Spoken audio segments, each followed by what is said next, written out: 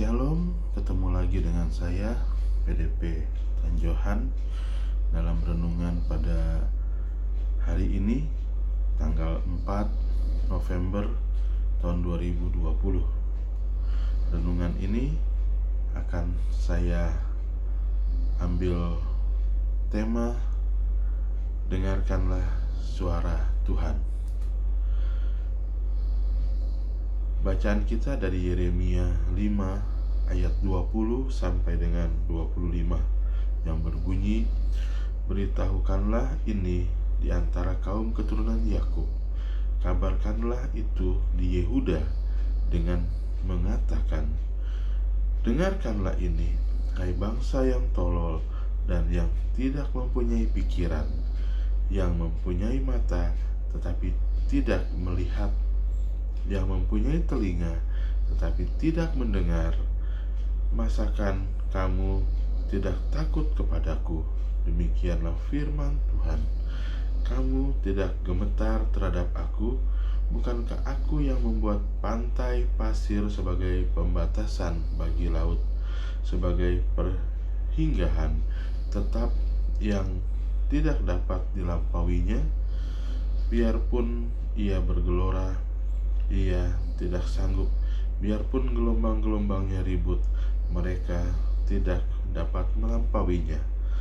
Tetapi bangsa ini mempunyai hati yang selalu melawan dan memberontak. Mereka telah menyimpang dan menghilang.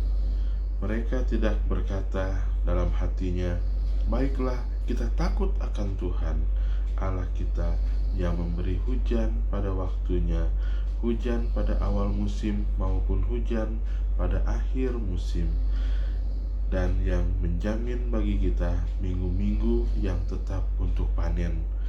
Kesalahanmu menghalangi semuanya ini, dan dosamu menghambat yang baik daripadaku.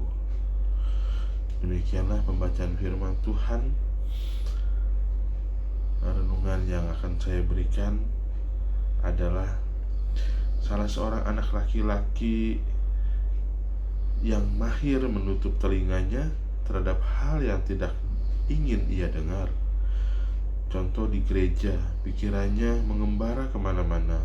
Ia bisa memberitahu kepada banyak orang berapa jumlah lajur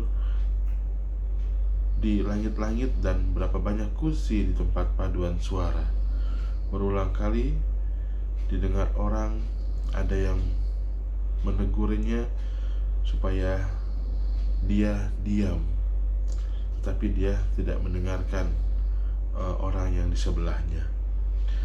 Kita juga sering bersalah karena menutup telinga terhadap hal yang tidak ingin kita dengar, sekalipun pesan itu berasal dari Tuhan sendiri.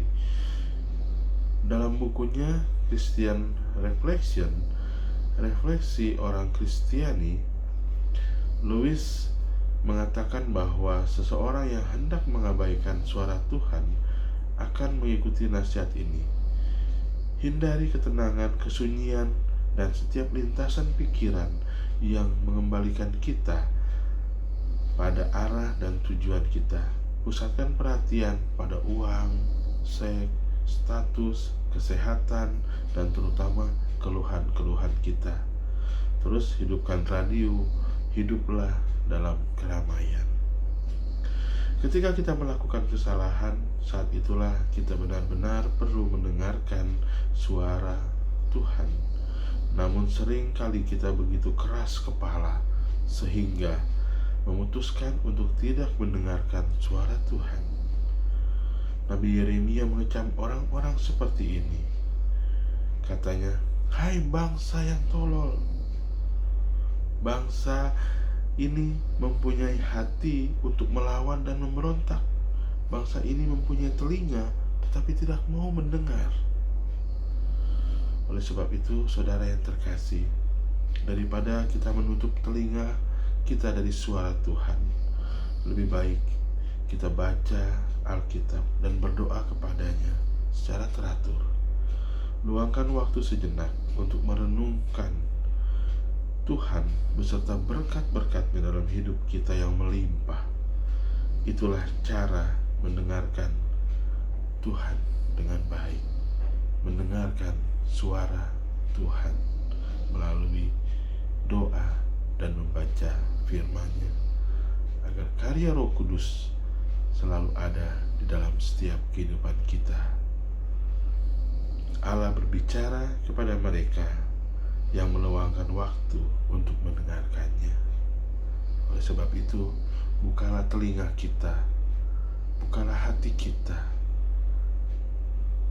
datang kepada Tuhan, dan Dia akan berbicara kepada kita melalui firman-Nya, melalui doa-doa kita, dan kita akan takjub melihatnya selalu memuji dan memuliakan Dia. Haleluya. Tuhan Yesus memberkati kita semua. Shalom.